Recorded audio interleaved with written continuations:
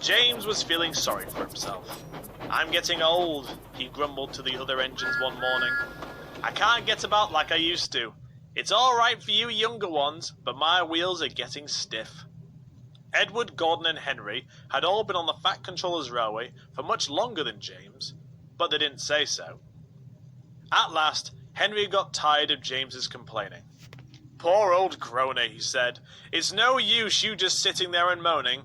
Why don't you tell the Fat Controller that you're past it?" James didn't like the idea.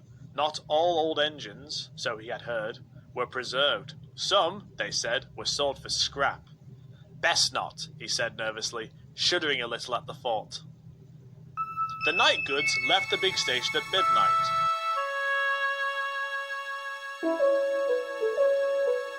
Usually one of the Fat Controller's diesels pulled it, but one was away and the other was being mended. James had to take it instead and grumbled dreadfully about it. "All this extra shunting," he snorted indignantly. "It's too much for an old engine like me." A few days later, an inspector came to the shed. "People who live near the yard are complaining," he said. "They said there's a sort of groaning noise that's been keeping them awake at night." "I don't remember hearing anything," said James's driver. "We were there until midnight." "That's right," agreed the inspector. "That's when they say it's stopped." "It's probably only James moaning and groaning about his extra shunting," suggested Henry cheekily. "Shut up," retorted James.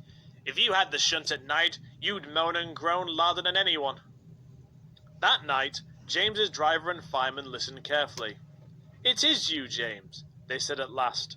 "Your brake blocks aren't holding your wheels properly, and when they rub against each other, they make a groaning sound." "Oh dear," said James mournfully. The Fat Controller acted at once.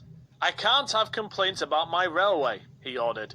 "Donald and Douglas shall take turns on the midnight goods until the diesels return. James must have his brakes seen to at once." James was pleased not to have to pull the midnight goods, and even happier at not having to shunt in the night.